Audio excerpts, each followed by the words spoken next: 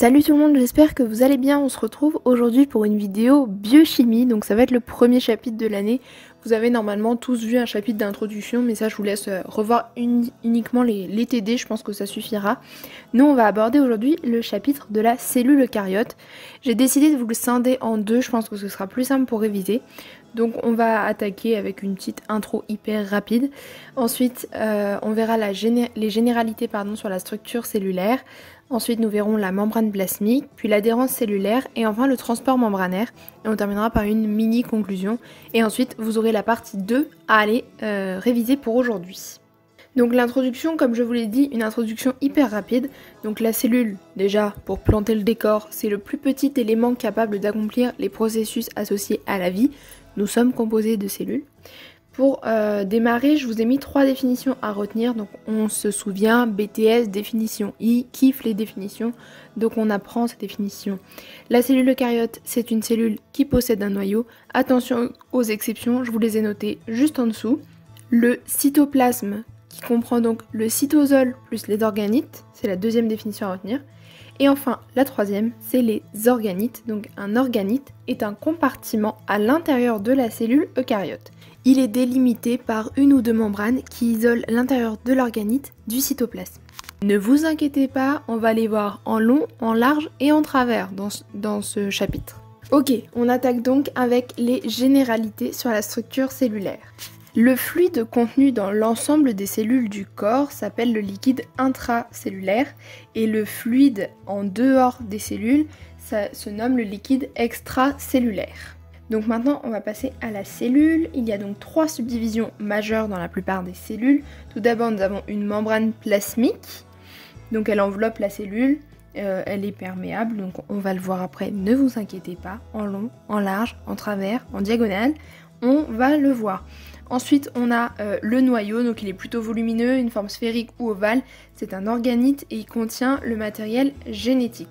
Et enfin nous avons donc le cytoplasme qui est composé du cytosol plus des organites. Donc le cytosol c'est le gel qui maintient un peu tous les organites en place contenus dans la cellule. Presque toutes les cellules contiennent 6 variétés d'organites que je vous ai mis juste ici. Voyons donc maintenant le schéma de la cellule. C'est un schéma à connaître par cœur. Alors après la cellule vous la dessinez, voilà, vous vous adaptez pour la dessiner, mais il faut savoir la dessiner. Donc nous avons le noyau avec la membrane interne et externe, je ne sais pas si vous voyez bien mais au bout de la flèche on a notamment les pores nucléaires que vous pouvez aussi légender sur votre schéma si vous le souhaitez. Donc le cytosol, le réticulum endoplasmique lisse, le granuleux, la mitochondrie, ensuite nous avons les vésicules golgiennes et là je vous ai mis en pointillé une exocytose. Il faut imaginer qu'il y a des vésicules qui sortent. L'exocytose on va le voir à la fin de cette vidéo. Donc titre, schéma de la structure moléculaire d'une cellule. À retenir le schéma d'une cellule eucaryote, il faut savoir le dessiner, savoir le légender, savoir se repérer. Voyons donc maintenant la partie sur la membrane plasmique. Donc la membrane plasmique est une membrane qui entoure la cellule, définit ses limites et maintient les différences essentielles entre le cytosol et l'environnement. Donc elle est formée d'une bicouche lipidique légendée ci-dessous. Elle expose des marqueurs d'identité à sa surface que vous voyez aussi sur le schéma ci-dessous. Tout comme le schéma de la cellule eucaryote, le schéma de la membrane plasmique est à savoir faire, savoir se repérer, etc. Donc je vous ai mis un peu tout ce qu'elle comprend et je vous ai légendé le schéma. Donc ça ce sont des glycolipides, un cholestérol, glycoprotéines, des protéines intrinsèques, des phospholipides. Vous pouvez aussi avoir des protéines extrinsèques que je ne vous ai pas mis sur le schéma, mais voilà, c'est possible de l'avoir. Donc comme vous pouvez le voir, et dans la composition de toutes les membranes cellulaires, il y a surtout des lipides, des protéines et des glucides.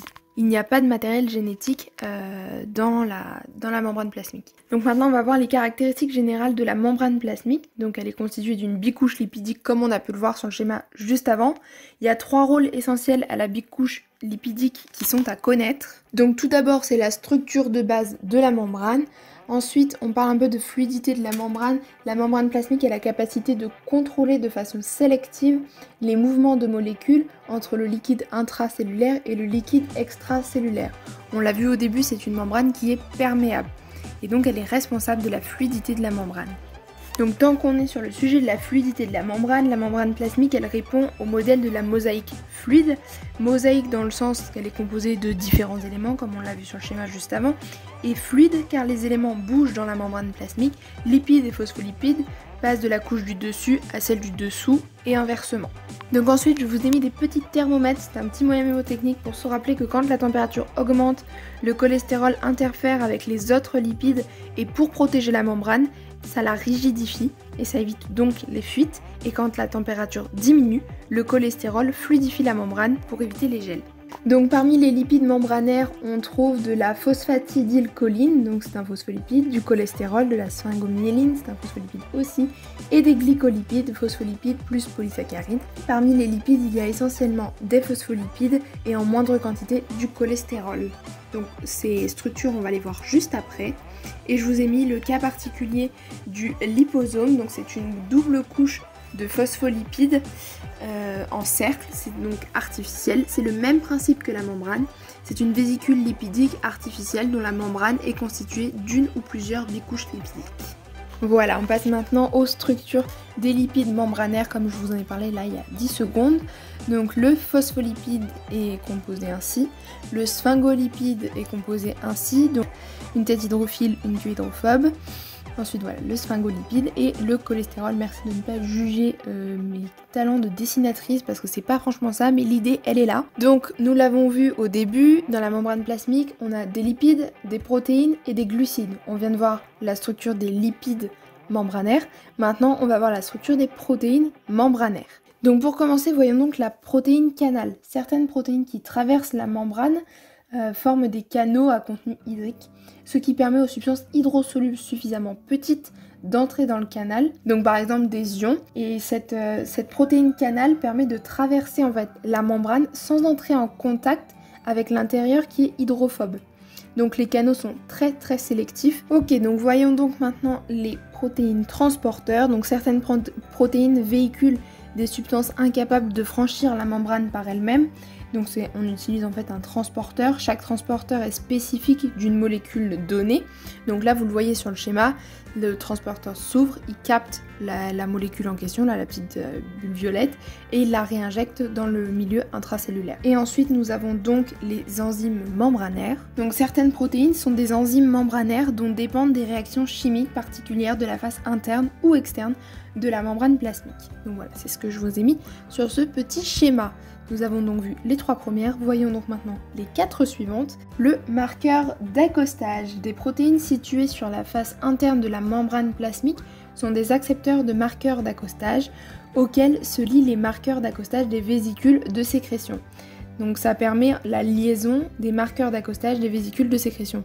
Là, la vésicule de sécrétion que vous avez sur le schéma va venir se fixer à ce marqueur d'accostage pour pouvoir libérer ce qu'elle contient en fait. Elle va pouvoir sécréter, c'est une vésicule de sécrétion.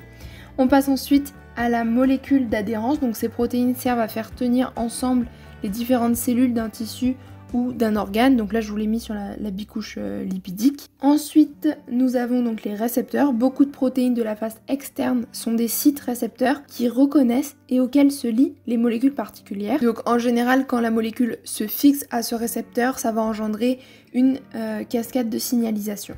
Et enfin, voyons donc la glycoprotéine. Ce sont des protéines associées aux chaînes de glucides. Elles sont importantes dans la reconnaissance du soi et dans les interactions de cellule à cellule. Et on attaque enfin le dernier macronutriment, donc les glucides. On a fait lipides, protéines, maintenant nous en sommes aux glucides membranaires. Les courtes chaînes de glucides de la face externe de la membrane servent de marqueurs d'identité grâce auxquels les cellules se reconnaissent et interagissent. Donc voilà, ça c'était pour la membrane plasmique. On passe maintenant à l'adhérence cellulaire. On va d'abord évoquer la matrice extracellulaire. Donc c'est un gel aqueux à base de sucre complexe contenant un réseau de fibres protéiques. Donc il y a 3 fibres protéiques entrelacées dans le liquide interstitiel qui sont le collagène, les fibres d'élastine et la fibronectine. Donc le collagène il forme des lames ou des faisceaux fibreux résistants à l'étirement. Les fibres d'élastine sont des protéines qui ont des propriétés mécaniques qui ressemblent à celles du caoutchouc. Après un étirement, elles sont capables de reprendre leur forme initiale. Et enfin la fibronectine contribue à l'adhérence et à la fixation des cellules. Dans les tissus où les cellules sont très proches les unes des autres, Une certaine cohésion est assurée par les molécules d'adhérence constituées par des protéines membranaires notamment. En plus de la cohésion des tissus due à la matrice extracellulaire, certaines sont reliées directement par des jonctions spécialisées et nous allons les voir maintenant. Donc nous avons aussi 3 jonctions spécialisées, les desmosomes, les jonctions étanches et les jonctions communicantes. Globalement leur rôle à chaque fois c'est de permettre l'adhérence entre 2 cellules, mais sauf qu'elles ont chacun leur moyen de fixation d'une cellule à l'autre. Le desmosome, qui est aussi appelé jonction adhérente, permet l'adhérence entre 2 cellules et permet le passage d'informations via des filaments intermédiaires et des plaques desmosomales. Et ensuite nous avons donc les jonctions étanches et les jonctions communicantes. Passons donc maintenant au transport membranaire. Il y a différentes solutions. Donc d'abord nous avons tout le principe du transport actif-passif et de la diffusion simple et facilitée. Donc tout d'abord en haut à droite, je vous rappelle que le gradient de concentration indique quel milieu est le plus concentré. En dessous je vous ai mis le sens du gradient. Le sens du gradient c'est du plus concentré vers le moins concentré.